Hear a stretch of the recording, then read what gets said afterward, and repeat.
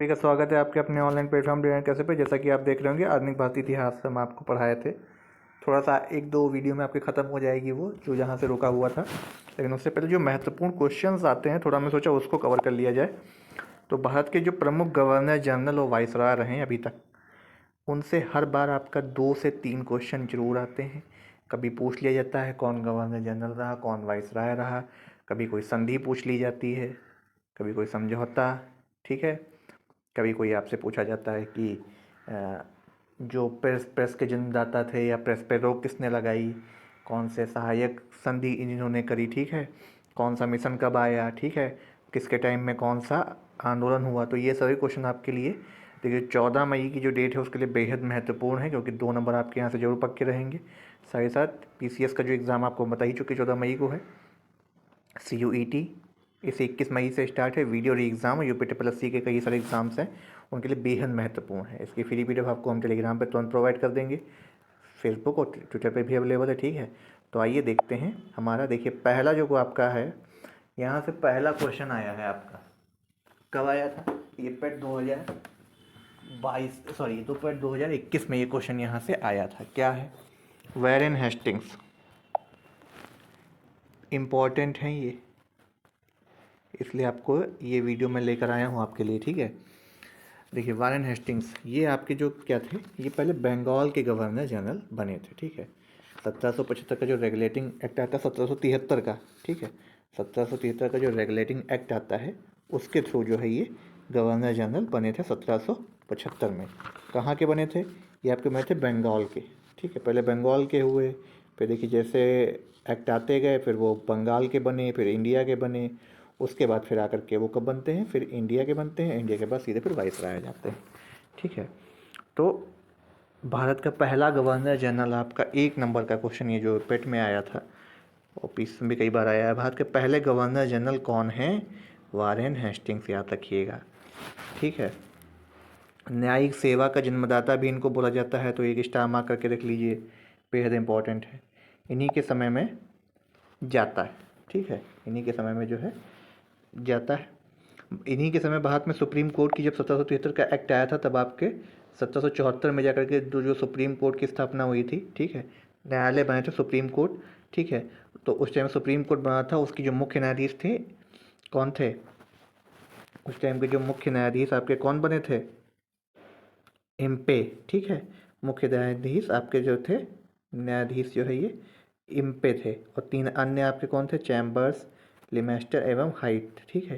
तो ये नाम याद रखिएगा, आपसे पूछा सुप्रीम कोर्ट किसके टाइम बना, हेस्टिंग्स के टाइम, न्यायाधीश थे, ठीक है। न्यायिक सेवा का जन्मदाता इनको माना जाता है।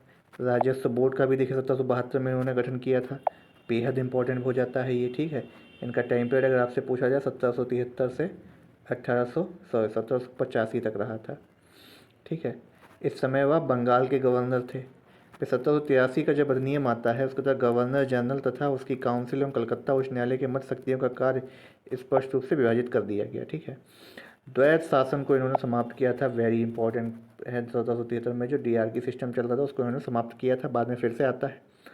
और भारत में द्वैत शासन को समाप्त किया, और द्वैत शासन का जन्मदाता कौन था, लॉर्ड क्लाइव था, ये भी याद रखिएगा। तो 1774 का रोहिला युद्ध इन्हीं के टाइम पर लड़ा गया। 75 से 82 के जो प्रथम मराठा वार था, ठीक है, और इनके टाइम पे सालबाई की संधि हुई थी मराठाओं से, ये याद रखिएगा। 1782 में सालबाई की जो संधि होती है वो इन्हीं के द्वारा होती है, इन्हीं के टाइम पे होती है, ठीक है।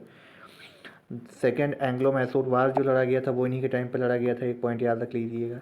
1774 में पोस्ट मास्टर जनरल के अंतर कलकत्ता जनरल पोस्ट ऑफिस की भी स्थापना इन्होंने करी थी, तो बेहद इंपॉर्टेंट बन जाते हैं।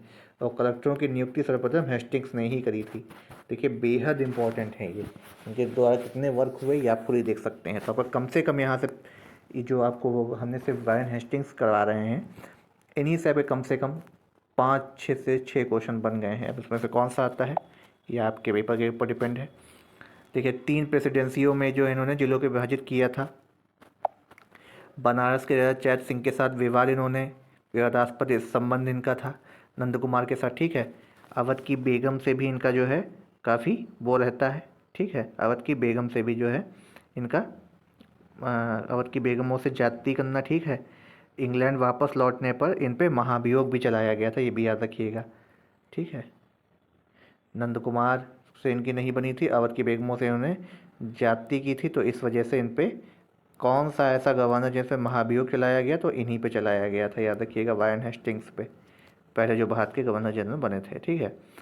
हेस्टिंग्स भारत का अकेला गवर्नर जनरल, इस पर महाभियोग दायर किया गया था, इंपॉर्टेंट है, याद रख लीजिएगा। चलिए अब इसके बाद कौन आते हैं, इसके बाद कौन आते हैं, ठीक है। एशियाटिक सोसाइटी की स्थापना भी इन्हीं के टाइम पे हुई थी, याद रखिएगा, आपसे पूछा जा सकता है कि एशियाटिक सोसाइटी की स्थापना इन्हीं के टाइम पे हुई थी 1784 में। चलिए अगला देखते हैं, सर जॉन शोर, ठीक है, sir John Shore. Sir John Shore जो आपके बनते हैं ये 1793 से 98 के बीच बनते हैं, ठीक है। और इनके टाइम पे कई सारे वर्क और भी हुए थे, ठीक है, तो इसको भी हम आपको बताएंगे। इससे पहले भी आपके एक बनते हैं लॉर्ड कॉर्नवालिस, ठीक है, तो उनके बारे में हम पहले आपको बता दें, कहीं ना कहीं में लग रहा है मिस हो गया है वो। देखिए चलिए, कॉर्नवालिस को हम आगे बता देंगे। सर जॉन शोर, इनका क्या था, 1793 से 98 तक इनका कार्यकाल रहा था, ठीक है, 1793 से 98 तक।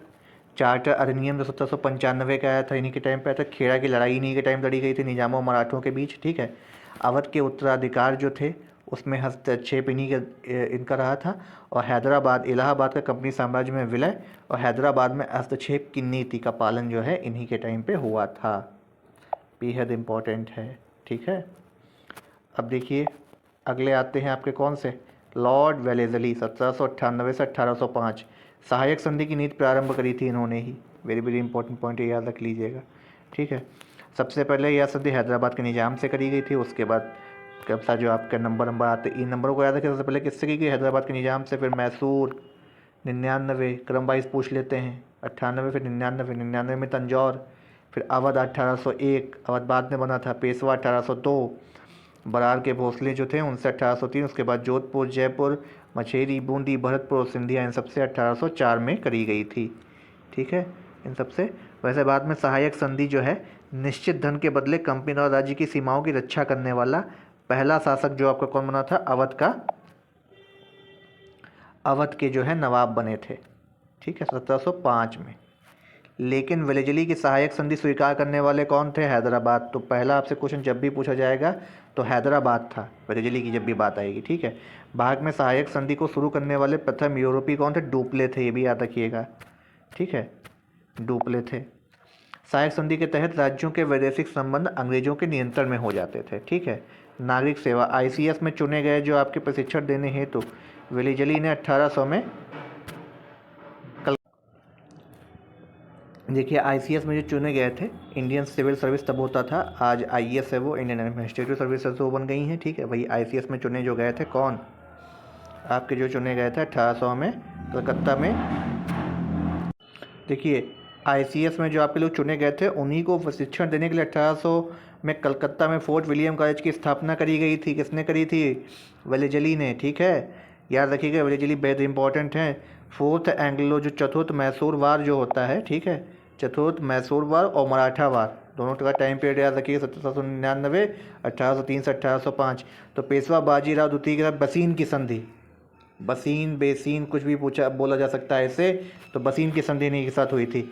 वेलेज़ली को बंगाल का शेर भी कहा जाता है, बंगाल का शेर भी वेलेज़ली को बोला जाता है, इंपॉर्टेंट है, याद रखिएगा, वेलेज़ली आपके लिए काफ़ी बेहद इंपॉर्टेंट होने वाले हैं, ठीक है। फिर आते हैं आपके कौन, फिर आपके आते हैं जॉर्ज एलन बैरो, कौन आते हैं, सर जॉर्ज एलन बैरो, ठीक है। एलन बैरो क्या थे, इन्होंने जो है हस्तक्षेप की नीति का कड़ाई से पालन किया था, ठीक है, कड़ाई से जो है इन्होंने पालन किया था सर जॉर्ज बेलो ने, ठीक है, जॉर्ज बेलो को, सॉरी, हाँ जॉर्ज बेलो के टाइम जो है सिपाही विद्रोह हुआ था 1806 में, ये याद रखने वाला पॉइंट है एक, ठीक है। और हाँ, मिंटो प्रथम जो आते हैं, देखिए मिंटो प्रथम के साथ रणजीत सिंह के साथ अमृतसर की संधि किसके साथ हुई थी, लॉर्ड मिंटो प्रथम थे, 1807 से 1813 के कारगर था, 1800 में संधि होती है, ये याद रखिएगा। 1809 में ये संधि होती है, 1809 में, 1809 में, ठीक है। चलिए अब बेहद इम्पोर्टेंट आ रहे हैं, लेकिन उससे पहले आपके आते हैं हेस्टिंग्स, तो उनके बारे में हम आपको बता दें। लॉर्ड हेस्टिंग्स, देखिए लॉर्ड हेस्टिंग्स जो थे, इनके टाइम नेपाल युद्ध हुआ था और संगोली की संधि हुई थी। तो एक ये इंपॉर्टेंट याद रख लीजिएगा, जो जो इंपॉर्टेंट हम आपको बताएं वही आएगा क्वेश्चन पेपर में, याद रख लीजिएगा। ये संगोली की संधि होती है, ठीक है। थर्ड मराठा वार होता है, ठीक है, थर्ड मराठा वार होता है, और पिंडारियों का दमन इन्हीं के टाइम पे हुआ था। ये बस याद रख लीजिएगा, इसलिए ये इंपॉर्टेंट है। पिंडारियों का दमन, वेरी वेरी इंपॉर्टेंट, ठीक है। पिंडारियों का दमन, ये एक इसमें इम्पॉर्टेंट था, ठीक है। और सिंधिया के साथ संधि। तो हेस्टिंग्स में इतना ही था। अब आते हैं जो आपके बेहद इम्पॉर्टेंट हैं। देखिए लॉर्ड जो आपके पहले कौन थे गवर्नर जनरल जो बने, William Bentinck, sorry Hastings. Hastings के बाद आपके जो इम्पॉर्टेंट आते हैं वो कौन, आपके विलियम बेंटिक हैं। विलियम बेंटिक वेलिजली आपके लिए बेहद इंपॉर्टेंट है, सहायक संधि आपको बता दिया गया था, ठीक है। अब आपके आते हैं जो बेहद इंपॉर्टेंट हैं, वो हैं आपके विलियम बेंटिक, बेहद इंपॉर्टेंट है, कई बार क्वेश्चन पूछे गए हैं। 1828 से 1835, सती प्रथा पे रोक, वेरी इंपॉर्टेंट, राजा राममोहन राय के साथ मिलकर के लगाते हैं। ठग प्रथा पे रोक, शिशु वध का अंत इन्होंने 1830 में किया। ईयर के साथ आपको बता रहे हैं, याद रखिएगा। कई लोग आपको बस ये बता देते हैं ये कार्य किए गए हैं, ईयर नहीं बताते हैं, ठीक है। और हिस्ट्री आपको बता दूं, जब तक आप अपने खुद से आप नहीं पढ़ेंगे, 2 से 3 बार रिवाइज नहीं करेंगे, चाहे कोई कितना भी महान अपने आप को बोलता हो या कि खड़ा होकर आपको पढ़ा रहा हो, आपको हिस्ट्री वो नहीं कवर करा पाएगा, ठीक है। एक तरीका होता है, आप 15 मिनट में पढ़ते हैं कि 1.5 घंटे में पढ़ते हैं। कई बेवकूफ़ों को मैंने देखा है कि 1.5 घंटे में पढ़ा रहे हैं हिस्ट्री, पता नहीं वो क्या हिस्ट्री पढ़ाते हैं। अरे सती प्रथा तो वही है, राजा राममोहन राय के साथ मिलकर के उन्होंने रोक लगाई थी। अब इसमें आप कितने उसको घंटे एक्सप्लेन कर दोगे। अभी आपका मेन फोकस है वनडे और प्रीलिम्स। प्रीलिम्स एग्ज़ाम जब आपका निकलेगा तभी आप मेंस में जाएंगे, ठीक है। मेंस क्लासेस अलग ही होती हैं। चलिए देखते हैं। बेंटिक ने जो है कैप्टन स्लीमेन को ठगों के विरुद्ध कार्रवाई हेतु नियुक्त किया था। ये क्वेश्चन पूछा जा सकता है, किसको नियुक्त किया था, स्लीमैन को, ठीक है। 1833 का चार्टर अधिनियम जो आता है, सरकारी सेवा भेदभावों का अंत, ठीक इन्हीं के टाइम पे हुआ था। और चार्टर एक्ट द्वारा बंगाल का गवर्नर जनरल अब भारत का गवर्नर जनरल बनेगा। तो अब अगर आपसे पूछा जाए क्या कि पहले गवर्नर जनरल कौन थे, ठीक है, पहले गवर्नर जनरल कौन थे, भारत के पहले गवर्नर जनरल पूछे जाएंगे तो आप विलियम बेंटिक लगाएंगे, विलियम बेंटिक। कंफ्यूजन जो आपको है वो आप दूर करे रहे हैं, ठीक है। और अगर आपसे पूछा जाए कि पहला गवर्नर जनरल कौन था, तो वो थे आपके वैरेन हेस्टिंग्स, ठीक, वैरेन हेस्टिंग्स। अब आपको जो कन्फ्यूज़न हो रहा होगा वो ये हो रहा होगा, दोनों अगर दोनों नाम आते तो आप वैरेन हेस्टिंग्स को लगाएंगे, ठीक है, वैरेन हेस्टिंग्स को लगाएंगे, ठीक। अगर आपसे इनको उनको कहा जाता है क्योंकि पहले बंगाल के वो बने थे, तो बंगाल के पहले गवर्नर जनरल हेस्टिंग्स, और भारत के पहले गवर्नर जनरल आपको कौन बनेंगे, विलियम बेंटिक, इंपॉर्टेंट है। 1835 में शिक्षा संबंधी प्रस्ताव सुधार, अंग्रेजी भाषा को शिक्षा का माध्यम बनाए जाने की घोषणा जो करी गई थी 1835 में, कलकत्ता में मेडिकल कॉलेज की स्थापना, ठीक है। मैसूर, कुर्गा एवं कछार के मध्य कंपनी में साम्राज्य विलय किया गया। रणजीत सिंह के साथ निरंतर मित्रता इन्होंने बनाए रखी, ठीक है। कॉर्नवालिस ने जो स्थापित किया था प्रांतीय अपीली भ्रमणकारी न्यायालय की उन्होंने समाप्ति कर दी थी, ठीक है, इन्होंने इसकी समाप्ति कर दी थी। रणजीत सिंह के साथ की मित्रता काफ़ी अच्छी रही थी। तो ये आपके थे विलियम बेंटिक, ठीक है। टाइम पीरियड आपको याद होगा 28 से 35। अब आते हैं आपके मेटकाफ, बेहद इंपॉर्टेंट है। मेटकाफ से आपका सिर्फ एक ही 2 क्वेश्चन बनेगा, लेकिन बेहद इंपॉर्टेंट है। क्यों, 1835 से 35 में उन्होंने प्रेस एक्ट पारित किया था, जिसके द्वारा जो पाबंदी लगाई गई थी, यही तो आपसे पूछा जाएगा, ठीक है। इस पर पाबंदी लगा दी गई थी, जो सॉरी पाबंदी जो लगाई गई थी उसको हटाया था। पाबंदी जो लगाई गई थी, पाबंदी को हटाते हैं ये, पाबंदी को हटाया। तो इनको मेटकाफ को जो आप 2 ही क्वेश्चन पूछे, किसने हटाया, और समाचार पत्रों का मुक्तिदाता, who is that, Charles Metcalfe. कौन थे वो, मेटकाफ थे, समाचार पत्रों के मुक्तिदाता। याद रखिएगा, बेहद इंपॉर्टेंट क्वेश्चन है ये। ठीक है, चलिए अगला देखते हैं। सॉरी, डलहौजी बेहद इंपॉर्टेंट है। डलहौजी, इससे पहले हम आपको एक इम्पॉर्टेंट बता दें, डलहौजी से जो पहले आपके थे एलन बैरो थे, एक लॉर्ड एलन बैरो। इनके टाइम पे क्या हुआ था, दास प्रथा का अंत हो जाता है, बस इतना आप याद रखिएगा, दास प्रथा का अंत 1843 में। ठीक है, इसके बाद आपके हार्डिंग फर्स्ट आते हैं, उनका इतना टाइम ख्याल कुछ खास नहीं था, तो उनके बारे में बता दें। जो हार्डिंग फर्स्ट आते हैं, Henry Hardinge first, Henry Hardinge first, तो ये क्या करते हैं, देखिए, बालिका हत्या और नरबलि पे रोक लगाते हैं, बालिका हत्या और नरबलि पे रोक लगाते हैं।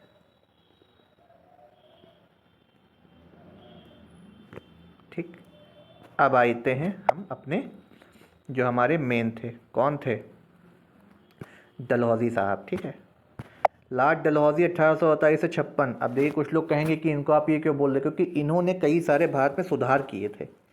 कौन से थे, देखिए, सेकेंड एंग्लो सिख वार जो होता है उन्हीं के टाइम होता है, पंजाब का इन्होंने कंपनी समझिए विलय कराया था। ठीक है, ब्रिटिश प्रेसिडेंट जेम्स आउटरम की रिपोर्ट के आधार पर अवध का इन्होंने विलय कराया था, तो आपसे पूछा जा सकता है किसकी रिपोर्ट के आधार पर।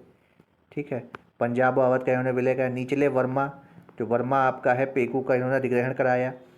व्यापकता, जो व्यापकता का सिद्धांत था, ठीक है, व्यापकता का जो सिद्धांत था वो इन्होंने शुभारंभ किया था। उसके अंतर्गत इन्होंने किस किस को देखिए मिलाया था,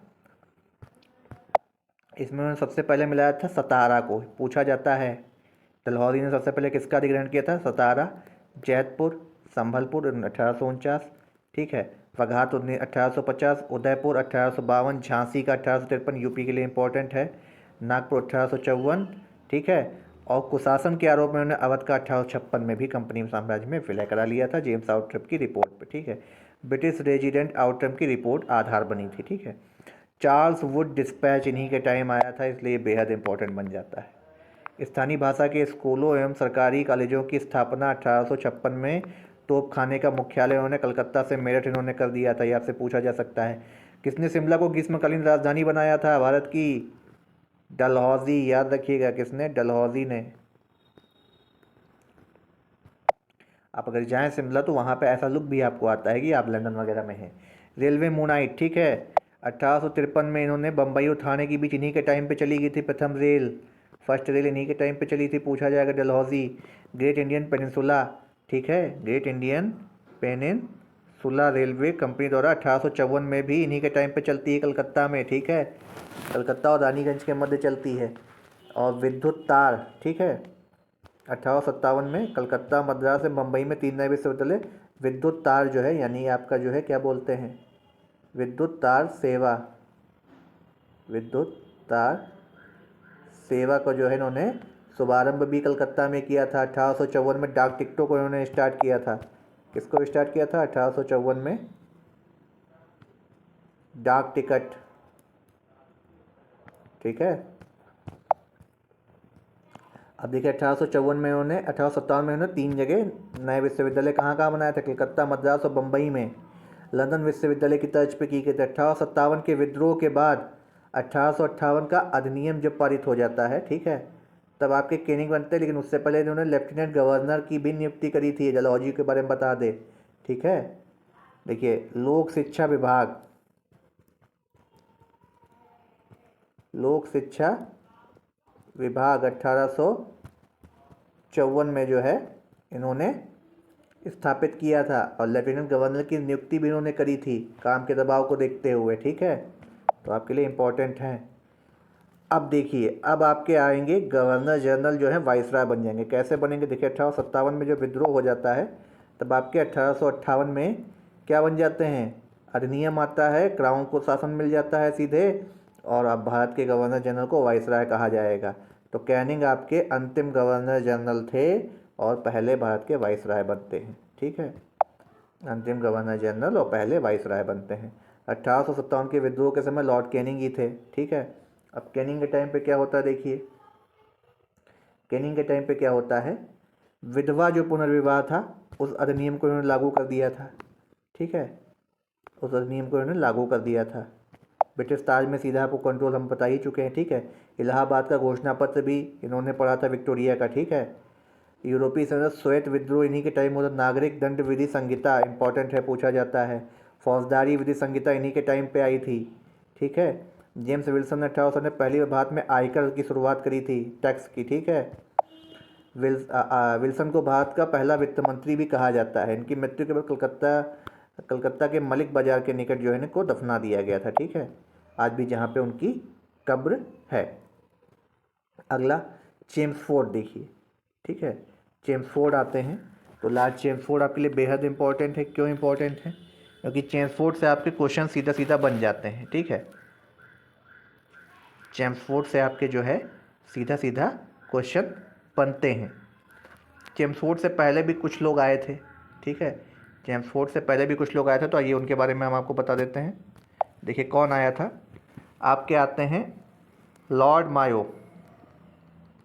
लॉर्ड मेयो, इनके टाइम पे क्या था, सांख्यिकी सर्वेक्षण की विभाग की स्थापना होती,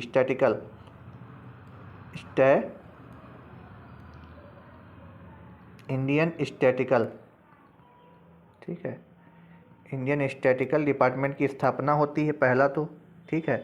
कृषि एवं बाड़ी विभाग की स्थापना होती है, ठीक है, लॉर्ड मेयो के टाइम पे ही, लॉर्ड मेयो के टाइम पे ही। और क्या होता है, जनगणना स्टार्ट होती है, जनगणना लॉर्ड मेयो के टाइम पे ही स्टार्ट होती है, ठीक है। इम्पॉर्टेंट है, याद रखिएगा मेयो किस लिए इम्पोर्टेंट थे, ठीक है। अब आपसे पूछा जाए कूका जो आंदोलन होता है, कूका आंदोलन वो किसके टाइम पे हुआ था?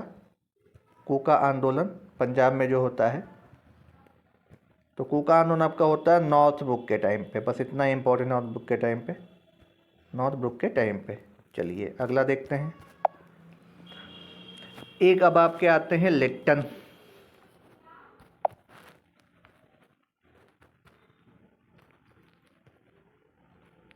देखिए लिप्टन के विषय में क्या इंपॉर्टेंट है, अकाल आयोग बना था इन्हीं के टाइम पे, प्रथम अकाल आयोग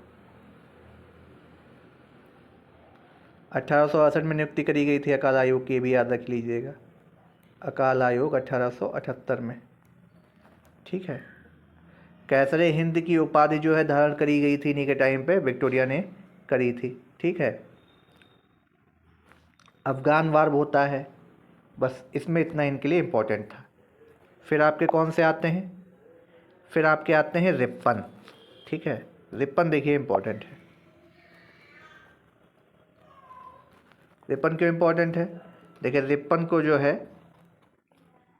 रिपन के टाइम पे वर्नाकुलर प्रेस एक्ट की समाप्ति कर दी गई थी,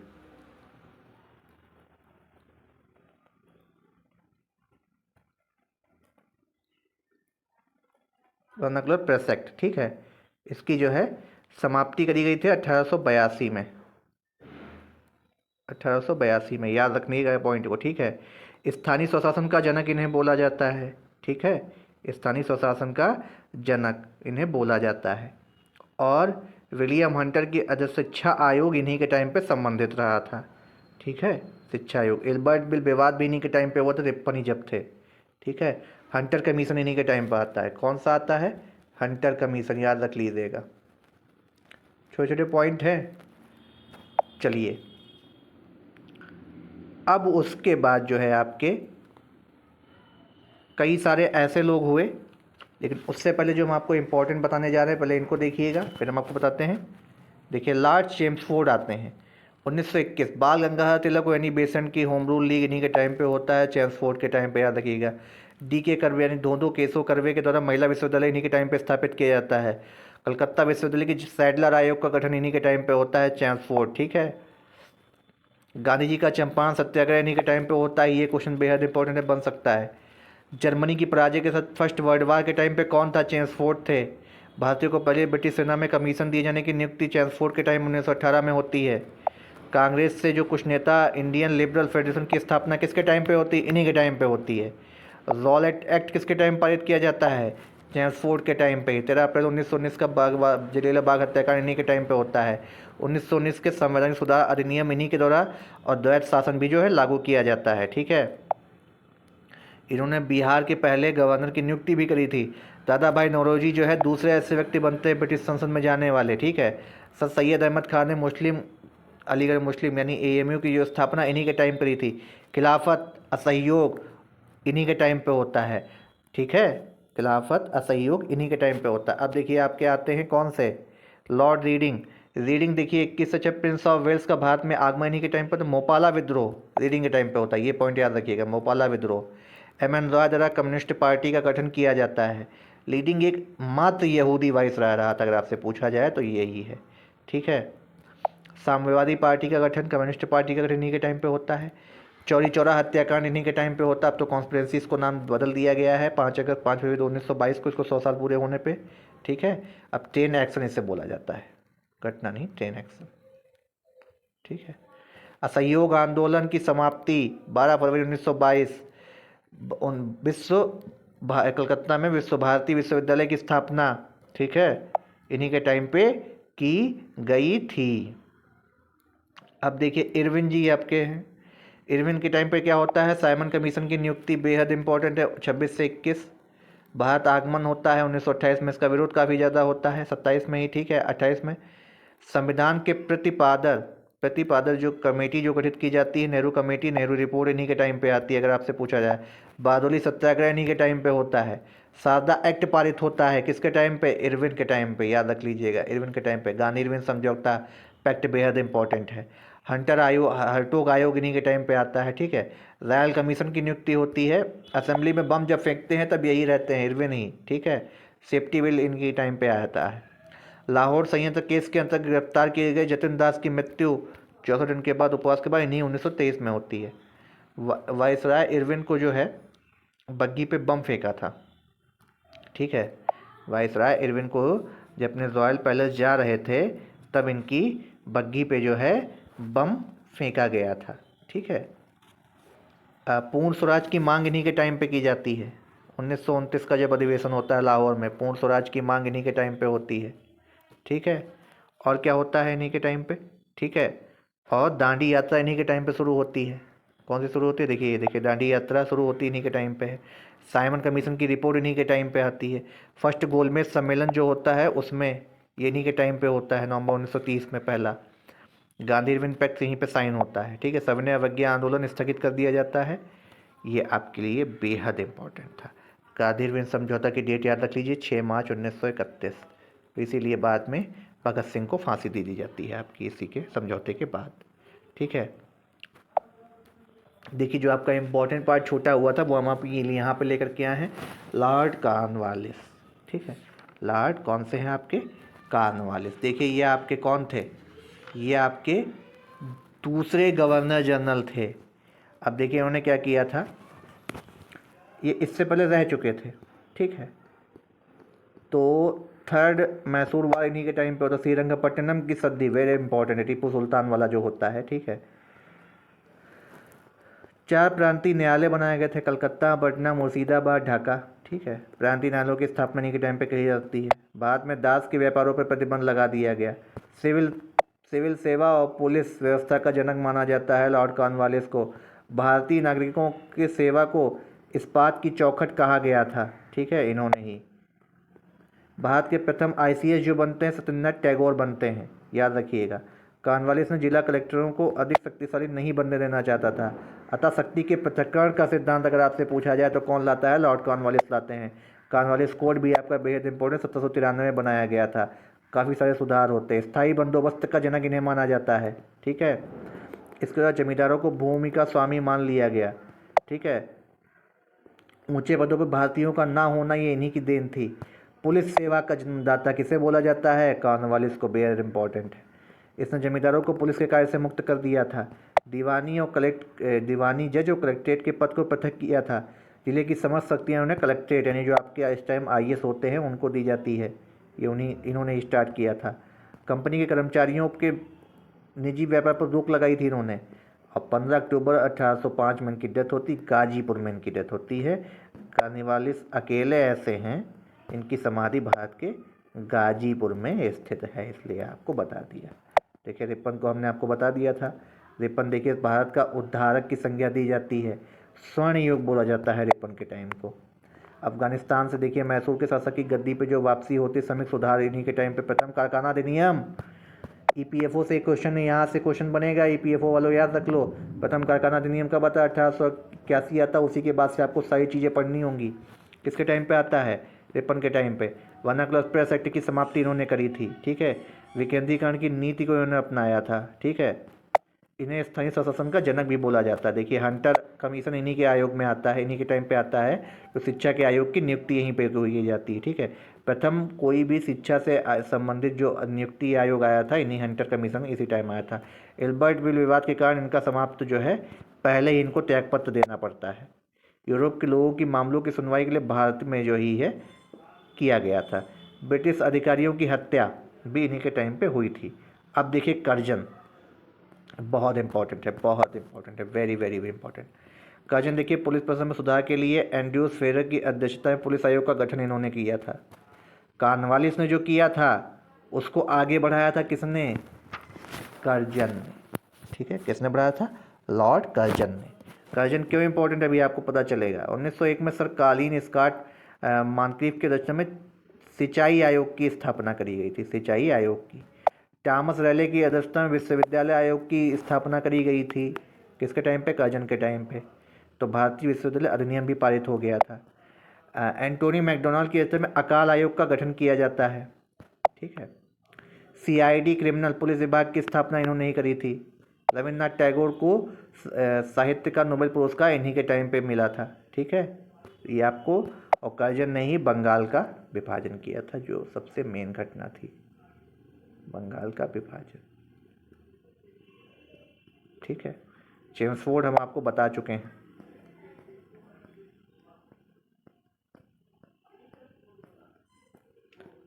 रीडिंग भी हम आपको बता चुके हैं, रीडिंग के टाइम पे क्या हुआ था, ठीक है। उसके बाद अगर हम आगे बढ़ें तो आपके कौन आते हैं? इरविन, इरविन हम आपको बता चुके हैं, ठीक है। इरविन हम आपको बता चुके हैं। लिनलिथिगो आते हैं, देखिए अब इरविन के बाद अब आपके कौन आते हैं? Lord Linlithgow, Lord Linlithgow. इनका देखिए सर्वाधिक लंबा सबसे कार्यकाल रहा था, 9 साल का, ठीक है। 1936 से 44 तक रहे थे ये, सबसे लंबा इनका बोला जाता है। 1935 के अधिनियम में जो चुनाव भारत में पहले आम चुनाव इन्हीं के टाइम पे होते, लिनलिथिगो इसलिए इंपॉर्टेंट हैं। बर्मा के कांग्रेस की सरकारें स्थापित करी गई थी। 1 सितंबर जो जर्मनी और पोलैंड पे आक्रमण किया, सेकेंड वर्ल्ड वार इनके टाइम पे हुआ था। तो द्वितीय विश्व युद्ध में भाग इन्होंने दिलवाया था भारतीयों को, ठीक है। जिसके विरोध में कांग्रेस ने मंत्रिमंडलों ने अक्टूबर 1939 में त्यागपत्र दे दिया। और मुस्लिम लीग ने मुक्ति दिवस के रूप में मनाया था, ये भी याद रखिएगा, इन्हीं के टाइम पे मनाया गया था मुक्ति दिवस 22 दिसंबर को। फैजपुर बंगाल में कांग्रेस का 50वां अधिवेशन, ठीक है, गांव में ये पहला अधिवेशन था दिसंबर 1937 में। त्रिपुरी के कांग्रेस का जो संकट आया था, लिनलिथिगो उस टाइम आपके कौन थे? भारत के वायसराय थे, सुभाष चंद्र बोस। देखिए फॉरवर्ड ब्लॉक की स्थापना इन्हीं के टाइम पे 1939 में होती है। विंस्टन चर्चिल ब्रिटेन के जब प्रधानमंत्री 1940 से बनते हैं, इन्हीं के टाइम पे बनते हैं। मुस्लिम लीग ने मार्च 1940 में लाहौर अधिवेशन के दो नेशन थ्योरी, यानी टू नेशन थ्योरी, दो राष्ट्र के सिद्धांत को इन्हीं के टाइम पे पारित किया गया था। क्रिप्स मिशन इन्हीं के टाइम पे आता है, लिनलिथिगो के टाइम पे। भारतीय राष्ट्रीय कांग्रेस की कार्यकारिणी बैठक, भारत छोड़ो प्रस्ताव भी इन्हीं के टाइम पे 14 जुलाई को पारित किया गया था। अब आते हैं आपके वेवेल, ठीक है। कौन आते हैं? वेवेल।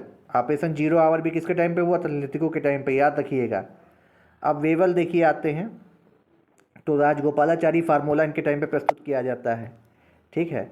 जिन्ना ने प्रस्ताव को अस्वीकार करते हुए इसे लुंज पुंज और भूसे जैसा कह दिया था। पाकिस्तान का उल्लेख इन्हीं के टाइम पे हुआ था।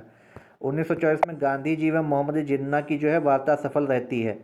14 जून 1950 से वेवेल योजना एवं 25 जून शिमला समझौता, याद रखिए, शिमला कॉन्फ्रेंस। 1945 में ब्रिटेन लेबर पार्टी के जो क्लीमेंट एटली प्रधानमंत्री बनते हैं ना, तो वो क्या करते हैं, 14 अगस्त 1945 को सेकेंड वर्ल्ड वार जो है समाप्त होता है, इन्हीं के टाइम पे समाप्त भी हो जाता है। तो कैबिनेट मिशन को भारत भेजते हैं, कैबिनेट मिशन को भारत भेजते हैं। मुस्लिम लीग इसको अस्वीकार कर देती है 7 जुलाई को, और 16 अगस्त 1946 को सीधी कार्य यानी प्रत्यक्ष कार्यवाही दिवस जो है आपका मनाया जाता है। प्रत्यक्ष कार्यवाही दिवस जो है आपका मनाया जाता है, ठीक है। प्रत्यक्ष कार्यवाही दिवस जो है आपका मनाया जाता है इसी के टाइम पे, ठीक है। देखिए 1946 में कांग्रेस द्वारा पंडित नेहरू के नेतृत्व में अंतरिम सरकार की स्थापना भी इन्हीं के टाइम पे होती है। क्लेमेंट एटली वहाँ के प्रधानमंत्री बन जाते हैं। तो 3 जून 1948 तक स्वतंत्रता देने की घोषणा भी कर दी जाती है, और सच्चिदानंद सिन्हा की अध्यक्षता में विधानसभा की पहली बैठक इन्हीं के टाइम पे होती है। फिर आपके जो अंतिम आते हैं लॉर्ड माउंटबेटन आते हैं, ठीक है, लॉर्ड माउंटबेटन आते हैं, और इनके द्वारा क्या विभाजन की योजना लाते हैं। 3 जून को ये घोषणा कर देते हैं विभाजन की है, ठीक है। 3 जून तक कहा भी गया था कि हम दे देंगे, क्लेमेंट एटली ने जो बोला था, ठीक है। रेडक्लिफ आयोग इन्हीं के टाइम पे गठन किया जाता है, ताकि अब जो है रेखा खींची जाएगी। रेडक्लिफ भारत और पाकिस्तान के बीच खींची भी है, ठीक है। 7 अगस्त को जिन्ना जो है भारत से कराची चले जाते हैं, और 15 अगस्त को भारत का विभाजन 14 अगस्त को कर दिया जाता है, और 15 अगस्त को भारत को जो है आज़ादी दे दी जाती है, ठीक है। और भारत के पहले गवर्नर जनरल स्वतंत्र अगर पूछा जाए, अगर आप स्वतंत्र से पूछा जाए तो कौन है? माउंटबेटन है, याद रखिएगा। कौन है? माउंटबेटन। स्वतंत्र भारत के अगर पूछा जाए तो, ठीक है, स्वतंत्र भारत के अगर आपसे पूछा जाए तो। और अंतिम गवर्नर जनरल कौन थे? अंतिम, उसका गवर्नर जनरल का पद नहीं आया, कौन थे? सी राजगोपालाचारी, जिनका जो है फार्मूला राजगोपालाचारी आपने देखा होगा, सी राजगोपालाचारी। तो देखिए ये आपके गवर्नर जनरल हमने एक ही वीडियो में कवर किए हैं, बेहद इम्पॉर्टेंट है। यहाँ कम से कम आपके, अगर मैं ऐसे बात करूँ तो अगर आप देखा जाए तो कम से कम 15 क्वेश्चन आपके यहीं से आधुनिक इतिहास के कवर होंगे। और हर एग्ज़ाम में, पीसीएस हो या कोई एग्ज़ाम हो, आप पीसीएस एग्ज़ाम में मांगे 2 से 4 क्वेश्चन तो आपको यहाँ से ज़रूर मिलेंगे 14 मई के एग्ज़ाम में। कोई भी वो क्वेश्चन हो सकते हैं, कोई आंदोलन पूछ सकते हैं, कोई संधि पूछ सकते हैं जो जिन्होंने काम किए हैं, जो आयोग आए हैं, या कोई ऐसी घटना रही है जो इनसे रिलेटेड रही है, वो कोई भी क्वेश्चन यहाँ से बन सकता है। तो आधुनिक भारत का ये बेहद इंपॉर्टेंट है। अगर कोई ने आधुनिक भारत की प्लेलिस्ट नहीं देखी है तो उसको देख लें, और अगर सिर्फ इस वीडियो को आप देख करके जाते हैं तो आपके 2 से 4 क्वेश्चन कहीं भी नहीं जाएंगे। ये आपका वादा है डिनाइक इतिहास की तरफ से, ठीक है। चलिए मिलते हैं अगले वीडियो में कुछ और भारतीय, अब आपको हम कुछ MCQs इंपॉर्टेंट कराया करेंगे, कुछ आपके लिए पॉलिटी के हमने इंपॉर्टेंट फैक्ट्स निकाल के रखे हैं, वो भी आपको आज हम कवर कराएंगे। चलिए मिलते हैं अगले वीडियो, तो धन्यवाद।